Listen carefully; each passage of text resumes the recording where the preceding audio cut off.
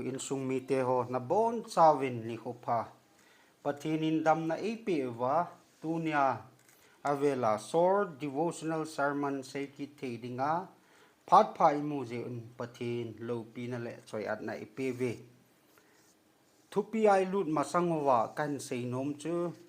tu masangin Dr. Graham Stein le in sung mi te chan chin athat pa chan chin chuting le athi dan ho chom chan in na seyavin chule missionary ho thusim India Apostle of India kiti Sadhu Sundar Singh chuting le David Livingstone Africa missionary chuting le Alan Gardner te ho thusim chuting le ta sa thu zong le pathin thu to kitu tu lai khan khodola kil na ding pau cham tu ong phabim na se ni cho zo se ki se ya ana he thim lo i mu wa he le pathin mina kan se ki de he cho zo se ki bol ho hi ta sa thu ahung ki se zong le pathin thu ai lu le in chen khu sa dol to kitu personal changwal hin khu ki pui hoi the na ding a hi le ai lo Christine Jesu Christa nung zui hi nawa ki pui hoi na the a hi chu ting le lampha e ko mu pi the a hi le ti chu kin se a hi in ji chun cho zo si hi ta sa thu be se a in la lo diu pau cham tu ki se ho jong lai khang tha ho ki pui hoi na le ki hil na hi ti jo ila divin amasan clarification kan bole kathanop ji ka se yong ai pun ai lo le kin long kabol nom dia kabol ai pun yong le Jesu Christa nung zui hin za luwa khat le khat ikihil tu nawa kila kin se e tunia isi do nom pen ta chu Natoh Khantousah chule hop do ti ai jaya bungsom nga le li chang ni na in pan sautin na se yote thu cheng thum a hi in Natoh Khantousah chule hop do ti a in do develop and deliver hi chi thu cheng thum mangcha holim the dia e koi pau ha chung nung pathin i thangwa ki nun a he tu lai Christine ho bung phabet min Pakaya dia Natoh ichi piu hi Pakai jin na pon bu ke lenin tia ai jaya thim gao ana sei pi to kitu be se taluwin Krista ta san lo ho la sangin e ho ata san so ho la Natoh le hop do iha bol zo win akimun a he Natoh hi ta san la hi hen ta san lo la ho kom hi zong le abon chai poi mo chi a hi hin la hi cha Pakai thu se hi English Standard Version ESV Bible chu isim le prepare for more people to be added to your family hi chu Christine in sung pun be sa dinga ki gut na tin kila lew hen de au min a he ho bung Natoh chu ai lu le nang ma Natoh chu ta san sala kewa ai lu ata san la ho kewa khanto na a hi le hi chu Khantousah dan di lo hi mai thi hi chu le ho bung chu ai lu le na Natoh chu nang ma Jesu Christa nung zui nei na chu ha ta thil le lo na ki sa lal pi nang ma khanto na ding nanga keu ding building lam ham ai lo infrastructure lam ham a khanto jinga thagau mang tha ho ngai lu na zala hop do le Pehdoh ki lowa a hi zong le ho bung hian Krista nung zui hi naw hi zong le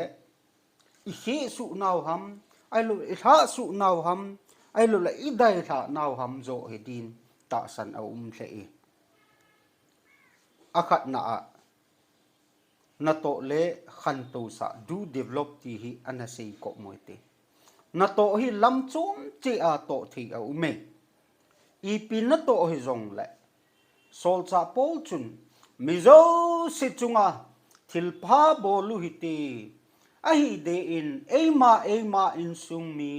Ata san ho chunga ha bol de uhiti tin asaye. Galatia bungup chang som. Chang kun chu ivet na ahi le. Thilpa bol na lama chim ti nei lovin umuhite. Itha da lovule aphat cha ilo dingu ahi. Tu nia ta san Christian hon su milo ding chu. Ide then ho le e lung tu pa e lung tu nu ho ibe pa ham itu cha pa ham. Iloi le igul in sung mi chunga bo thilpa bol di Halloween. Mizo se ata san lo ho chunga thilpa bol ding hi Pakai jin e good now a he ti jong ina su mil lo di vin ikitim ki nun a he Khantousah jong hi ho bunga ai lu le e ma Christian hin hu chang wala in tha kum tina lam do le ai lu le beng e kau na ma sum tam pi koi hi Khantousah na di ta chu a hi di pui ama wang a khang to wa chu a ki nai a chat the lo le hin na nei lo chu mo koi leo hen ngel le a minong a su se the gu chan jong a gu mang the chu ting le sit jong hui pi go pi ki thua yong a su sit jing the ahin la ikite na peno le I ha bol peno tu la ya va noi le si na Christian ten developing theology tia I ha sei pena chu sum nei ding pathin na to na ong sum angai chai ai lu infrastructure hong ngai chai tia I ha bol peno chu hitabang hi a hi ji het dia lom pen chu ho bung khan to na ai lu ho bung kham to ikitet lai jun sum bom le bank account na sum tam pi ko yuwa building tha sadia ikigut lai jun khagau mang tha tampi om tan mihem sim sen lo hin na thupa gospel thupa zalowin leisit achangam tawin Krista a hin khu tha ngai lu na hin khu nei lovin in sung tampi Jericho kulpi chimhla bangin a chimhlan menu le mi pa chule chate ka asin Sodom le Gomorrah ko pi sit bangin sim phathe hoi hilu khomin sit nan in sung tam pi alu tai tilai nat umai tam achuti le e ho bunga el Christinin ku iman na wa he ipon bu ke le danu chu di isa na wem tunin Jesus Christa nung zui Christian ho yum na mun chi a ipon bu ke le danu he di isa o hinam ti he anaki dongoi tin Pakai anga tau na hin khu anamang jingoi ti hi ikitip naw ai ki ne ani chan na in hop do le Pehdoh deliver koi ko ma I hop do diu ham koi chu ipi diu ham Bible level le sol cha bung som na lam chun Cornelius Rome sipai zalam kai Italian army general pan hong phal ta thil pe le thil hop do anabol akimun a he amahin hingjing pathil a umin mizo se khotu na le ngai lu na nei a hi ti na sata in ata sanin mi ho thil a hop jizo se yong chu taw na to thu a hom hidin ta san a hle e aji chu Bible isim le hiti chun akimul hije chun pathin lung hai na achangin chule pathin jingin jong su mil thailo memorial hop hill a hi tin Vantil asolin Cornelius anga thupun aganei sa tai iti lo pi a chule thu pi ta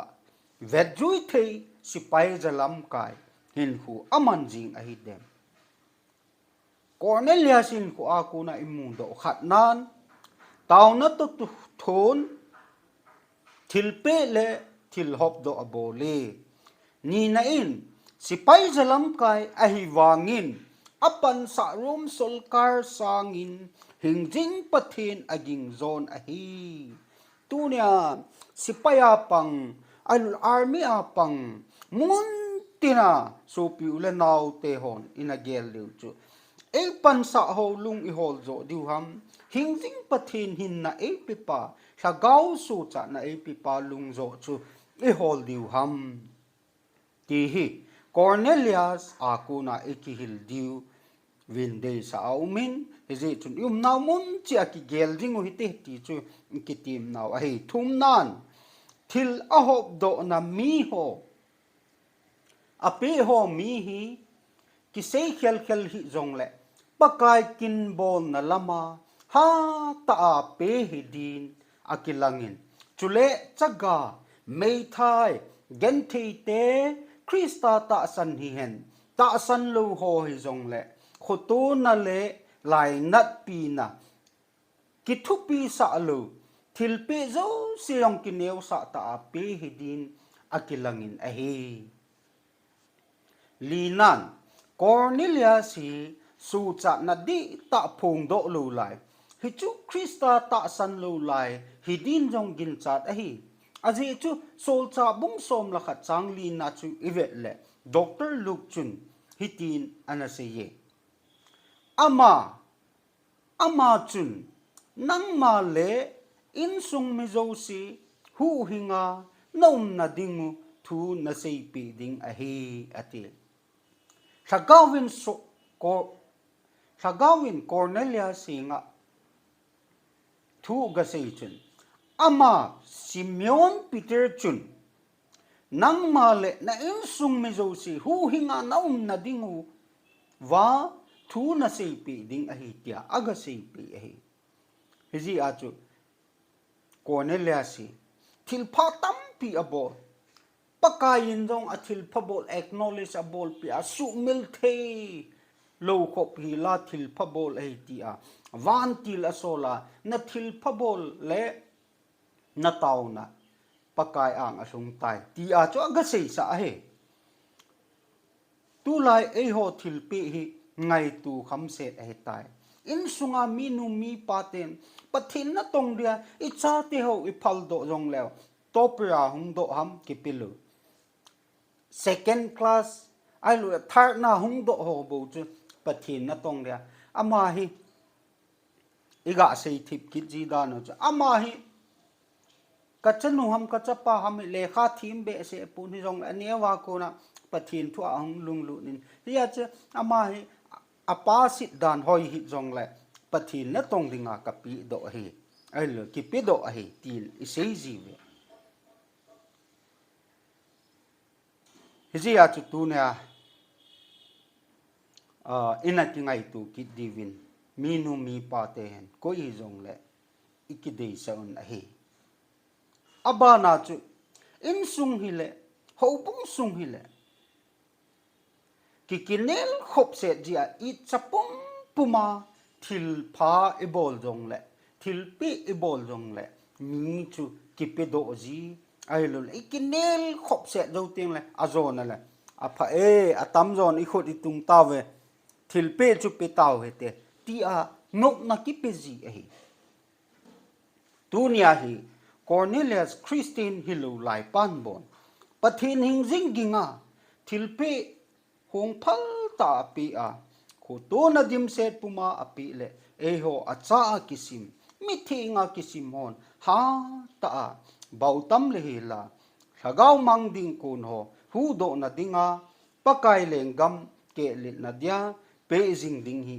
pathinin e ding sa naw ahin chule ipon bu ike le naw jong lampi khat a hi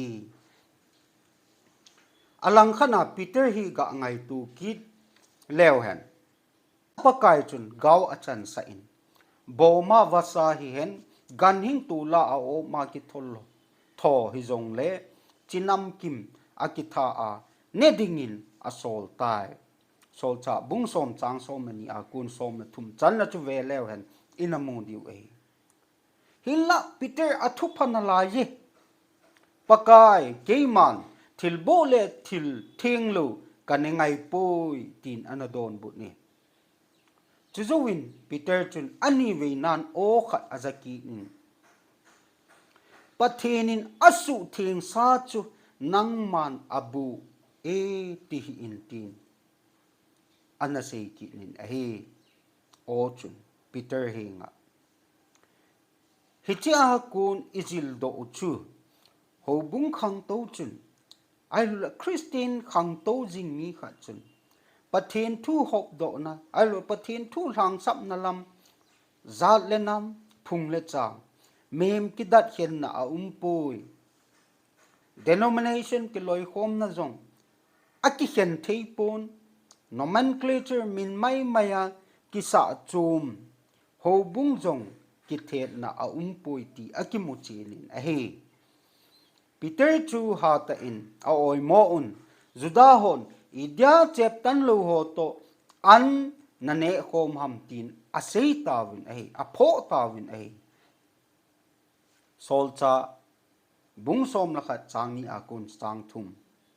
hi chilai chu ve lew han Peter a pho naw a oi mo naw chu imu diu a he hila Peter wang chun pakai thu pi dung zu ya so chat na gospel to agase ahin